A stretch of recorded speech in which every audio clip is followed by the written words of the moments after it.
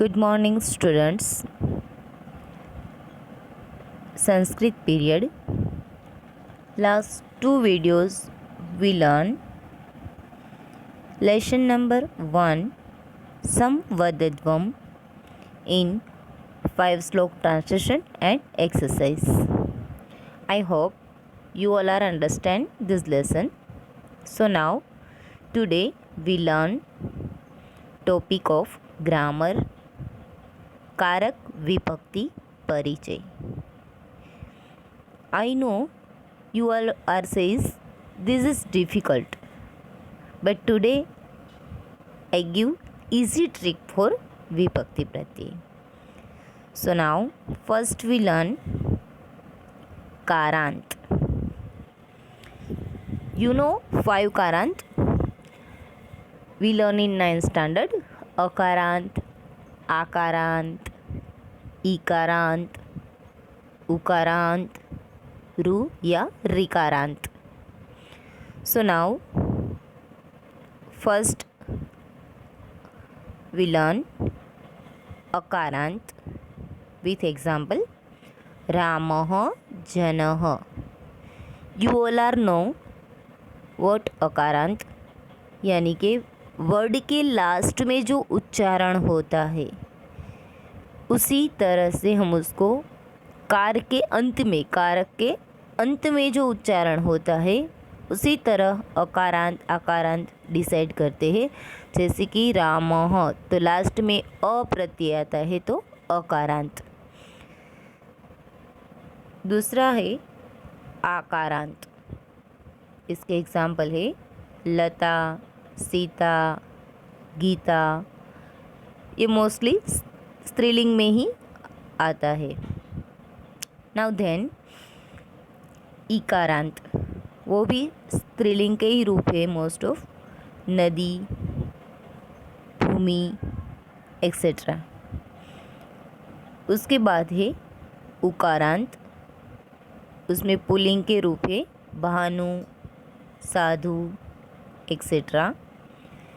उसके बाद रुकारांत यानी कि रिकारांत जिसे पित्रो ये पुल्लिंग का वर्ड है, मात्र वो स्त्रीलिंग का वर्ड है. Now you all are know that because we learn in 9th standard. So now you know how many vibhakti are there? Yes, 8 vibhakti. प्रथमा विभक्ति, द्वितीया विभक्ति, तृतीया विभक्ति, चतुर्थी विभक्ति, पंचमी विभक्ति, षष्ठी विभक्ति, सप्तमी विभक्ति एंड लास्ट संबोधन विभक्ति. और 3 वचन्स, एक वचन, द्विवचन एंड बहुवचन. विभक्ति प्रत्यय में ये 3 वचन और ये 8 विभक्ति उसको हमें याद करनी पड़ती है. तो अब जब मैंने 9th में करवाया था तब आप बोल रहे थे कि मैडम इसको हम कैसे याद करें. तब उस वक्त मैंने एक थोड़ी सी शॉर्टकट दी थी कि जैसे मेन वर्ड्स है उसको हम याद करते थे. जैसे कि षष्ठी विभक्ति में स्य प्रत्यय आता है एक वचन में, सप्तमी बहुवचन में सु प्रत्यय आता है. ऐसे हमने शॉर्टकट याद की थी, पर उसको भी भूल जाते हैं. जैसे कि भ्याम है तो वो 3 में आता है, तृतीया चतुर्थी और पंचमी में. ब्यह है वो चतुर्थी और पंचमी बहुवचन में आता है. तो थोड़ा आगे पीछे हो जाता था. इसके लिए हमने इसकी थोड़ी शॉर्टकट की यूज़ की सर्च की है, तो हम उसको अब फॉलो करेंगे. तो प्रथमा विभक्ति के लिए प्रथमा विभक्ति जो है वो एक वचन, द्विवचन और बहुवचन तीनों की हमें कोई भी अकारांत, आकारांत, उकारांत, इकारांत, रिकारांत कोई भी है उसको हमें याद रखनी होगी. पर द्वितीय विभक्ति से द्वितीया, तृतीया, चतुर्थी, पंचमी, षष्ठी, सप्तमी ये जो है उसको याद करने के लिए एक शॉर्टकट है यहाँ पे जो मैं आपको बताती हूँ. तो पहले हम एक वचन का जो फर्स्ट कॉलम है, एक वचन का रूप, तो उसके लिए जो यहाँ पे एक लाइन दी गई है उसको याद करना है, वो है एन आय आत श ए। सिर्फ इतना ही 6 वर्ड याद रखने हैं आपको, एन आई आत श ए। इतना याद रखोगे तो फर्स्ट द्वितीय विभक्ति से सप्तमी विभक्ति तक के एक वचन के कोई भी रूप है आप उसको इजीली लिख सकते हो और याद कर सकते हो। एक वचन का एन आय आत श ए। उसके बाद जो द्वितीय वचन का है उसका मैं कोष्टक के साथ आपको एक्सप्लेन करवाऊंगी, क्योंकि उसके लिए इतना सारे वर्ड्स याद रखने की ज़रूरत नहीं है। उसके बाद हम देखेंगे बहुवचन के लिए।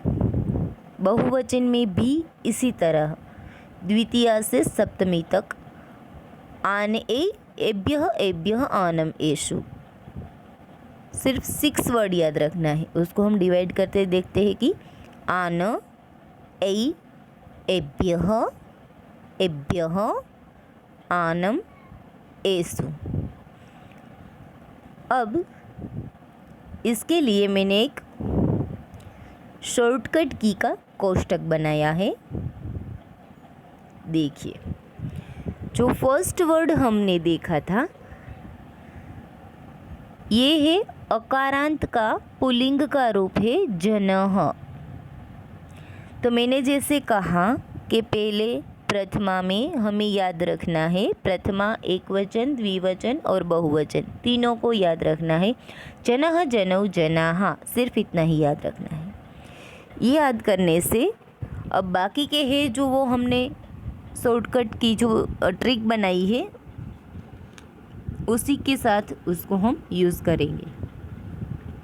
जैसे कि एक वचन में क्या वर्ड लिए थे हमने, एन आय आत श ए, इतना ही। तो इन 6 वर्ड्स को 6 कॉलम में डिवाइड करके लिखना है, एन आय आत श ए।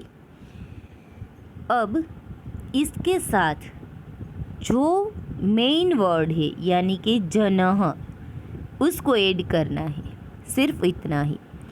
जैसे कि जन प्लस जन्म तृतीय विभक्ति में, जन प्लस एन जनेन। चतुर्थी विभक्ति में जन प्लस आय जनाय। पंचमी विभक्ति में जन प्लस आत जनात। षष्ठी विभक्ति में जन प्लस स्य जनस्य। सप्तमी विभक्ति में जन प्लस ए जने।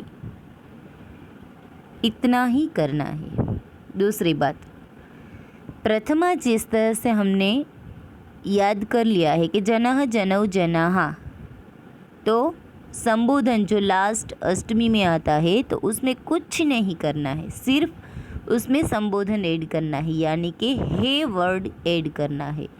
हे जनः, हे जनौ, हे जनाः। Now clear? हे जनः, हे जनौ, हे जनाः। बस सिर्फ इतना ही आपको इसे याद करना है। उसके बाद ये फर्स्ट का कंप्लीट हो गया, एक वचन का। अब हम देखते हैं ड्यूल में, यानी कि द्विवचन के बारे में।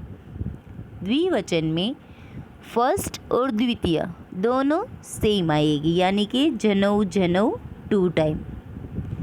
सब में इसी तरह ही है, जनौ जनौ 2 टाइम, जनाभ्याम जनाभ्याम 3 टाइम, जनेयो जनेयो 2 टाइम। क्लियर? जनेयो जनेयो 2 टाइम। हाँ, तो अकारांत, आकारांत, इकारांत, उकारांत सभी में इसी तरह लिखना है। जनेयोः जनेयोः, विसर्ग है दोनों में लास्ट में। तो ड्यूल में सभी में सेम आएगा, सिर्फ हमें क्या याद रखना है, औ 2 टाइम, अभ्यम 3 टाइम और योहो ए यो हो टू टाइम। इसके साथ ड्यूल का है वो इजी हो गया, समझ में आ गया, सभी में सेम ही है ड्यूल में। उसके बाद अब हम देखेंगे प्लूरल में, यानी कि बहुवचन का रूप देखेंगे। पहले हमने तो जो प्रथमा है वो तो पता ही है, जनाहा वर्ड्स है। अब द्वितीय में क्या करना है, तो द्वितीय से हम लिखेंगे, उसमें क्या ट्रिक लेनी है, आन एभ्यः एभ्यः आनम एसु, इतना ही याद रखना है। तो उसको हम डिवाइड करके अब देखते हैं। द्वितीय विभक्ति में आन प्रत्यय लगाना है, जन प्लस आन यानी के जनान। उसके बाद ए प्रत्यय लगाना है, यानी के जनैः, ऐ है यानी के जनैः। उसके बाद जने प्लस जन प्लस एभ्यः यानी के जनेभ्यः। पंचमी में जन प्लस एभ्यः सेम जनेभ्यः। उसके बाद षष्ठी में क्या करना है, आनम प्रत्यय लगाना है, जन प्लस आनम यानी के जनानाम। उसके बाद सप्तमी में एसु प्रत्यय, जन प्लस एसु यानी कि जनेषु। तो बहुवचन में क्या होगा, प्लूरल में जनाः जनान जनैः जनेभ्यः जनेभ्यः जनानां जनेषु हे जनाः। ये जो इजी ट्रिक है, सिर्फ इसमें आपको क्या करना है, मैंने कहा वैसे सिर्फ आपको ये वर्ड है वही याद रखना है। एक वचन और द्विवचन में अकारांत इकारांत उकारांत में थोड़ी सी चेंजेस है, बाकी सभी वर्ड सेम ही है। ड्यूल में तो मैंने बोला द्विवचन में सभी में सेम ही आता है, तो एक वचन और बहुवचन में थोड़ा सा चेंजेस है, वो हम देखेंगे बाद में। तो अभी हमने अकारांत का ये जो शॉर्टकट की है उसको यूज़ करके हम कोष्टक बनाएंगे। तो उस वर्ड को कैसे देखेंगे, तो चलो देखते हैं।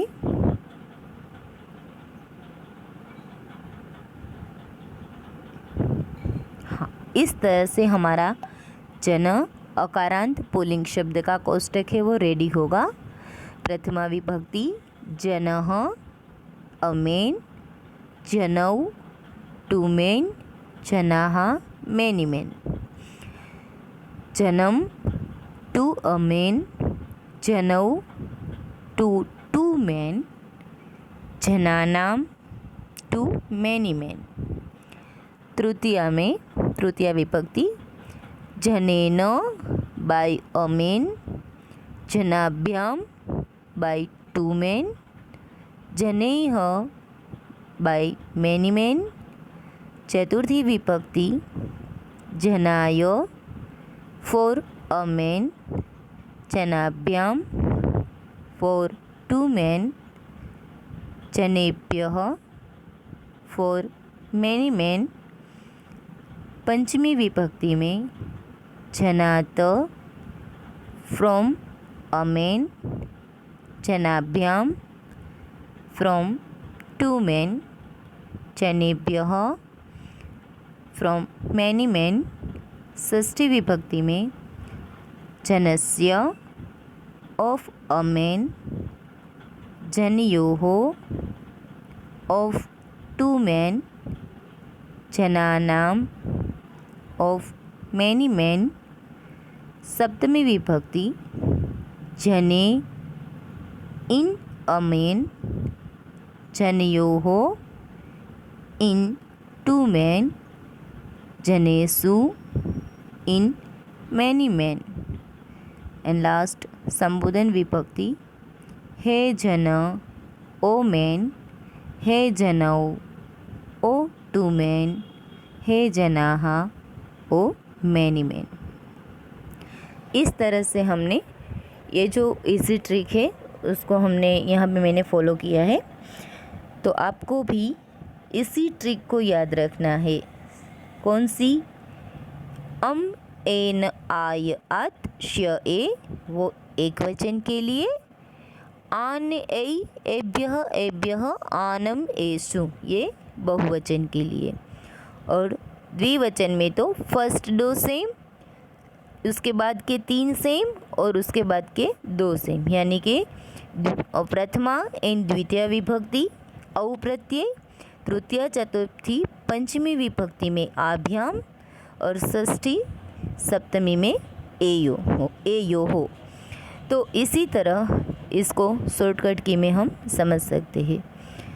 आई थिंक मुझे लगता है कि ये जो शॉर्टकट की है वो सबको समझ में आ गई होगी। और जो विभक्ति के लिए हम जो डर था, समझ में नहीं आता था, जो कुछ डिफ़िकल्ट था, वो आई थिंक इजी हो गया है। तो अगर इसमें भी अभी भी कुछ समझ में ना आ रहा हो तो कोई भी मुझे आगे पूछ सकता है मैसेज करके या कॉल करके। और दूसरी बात, अभी हमने अकारांत पुल्लिंग का रूप लिया है, उसके बाद जनः है, तो इसी तरह रामः शब्द है, तो राम का भी आपको जो क्लास वर्क है उसमें जन और राम दोनों का पहले याद रख के अपने आप ये कोष्टक लिखना है क्लास वर्क के अंदर। राम और जन दोनों के ये अकारांत के रूप है। और जो फल वर्ड्स है वो भी अकारांत का है, पर वो नपुंसकलिंग का है। तो अभी मैंने पुल्लिंग का ही लर्न करवाया है। नेक्स्ट का जो है वो हम नेक्स्ट वीडियो में आगे देखेंगे। आज का सिर्फ इतना ही आपको अभी याद करना है और इसको लर्न करके बाय हार्ट कर लेना है, यानी कि एग्ज़ाम में भी कोई डिफ़िकल्टी ना आए। दूसरी बात, बोर्ड की एग्ज़ाम में इसमें से 4 या 5 मार्क्स के क्वेश्चन पूछे जाते हैं। किस तरह से क्वेश्चन होते हैं वो मैं आपको 1-2 एग्जांपल देती हूँ। जैसे कि ऐसे पूछा जाता है कि नीचे दिए गए वर्ड्स में से कौन सा वर्ड्स द्वितीय विभक्ति बहुवचन का है। तो आपको जो ट्रिक समझ में आ गई होगी तो आप इजीली कर सकते हैं कि अन प्रत्यय हो वो ऐड होता है द्वितीय में। तो जनान, नीचे आपको ऑप्शन भी दिए गए होंगे जैसे कि जनेन, जनान, जनेह, तो आपको इसमें से जो भी राइट आंसर है उसको लिखना है वहाँ पे। दूसरा, इस तरह से भी क्वेश्चन पूछा जाता है कि नीचे दिए गए वर्ड्स में से कौन सा वर्ड तृतीय विभक्ति द्विवचन का है। जनाभ्याम, जनाय, जनेभ्यः, तो आप उसमें से जनाभ्याम आंसर लिख सकते हैं। समझ में आ गया सबको अभी। दूसरा, ये भी पूछा जाता है कि जनयोः ये कौन सी विभक्ति का रूप है। तो नीचे चतुर्थी एक वचन, षष्ठी एक वचन, षष्ठी बहुवचन, षष्ठी द्विवचन, इस तरह से ऑप्शन दिया गया हो तो हमें समझ में आ जाना चाहिए कि षष्ठी द्विवचन का रूप है वो जनयोः है। तो ऐसे भी वो क्वेश्चन पूछे जाते हैं। तो ये जो बोर्ड की एग्ज़ाम के जो क्वेश्चन थे जिस तरह से पूछे जाते हैं वो मैंने अभी आपको बता दिया। अभी भी कोई डिफ़िकल्टी हो या कुछ समझ में ना आ रहा हो तो कभी भी मुझे आप पूछ सकते हैं कॉल करके या फिर मैसेज करके। ओके, सो नाउ आज का जो होमवर्क है वो समझ में आ गया। राम और जन दोनों का ऐसे ही कोष्टक बना के क्लास वर्क में जो लेसन नंबर फर्स्ट हमने लिख लिया है ट्रांसलेशन एक्सरसाइज, उसके बाद ये दोनों हमें लिखना है क्योंकि उसको ग्रामर की अलग बुक्स हमें नहीं करनी है, इसके साथ ही हम ग्रामर है वो ऐड कर देंगे बुक्स के साथ। सो अब मुझे लगता है कि आप सबको ये समझ में आ गया होगा। सो अब हम अगले वीडियो में अकारांत का नपुंसकलिंग का जो रूप है उसके बारे में देखेंगे। Thank you.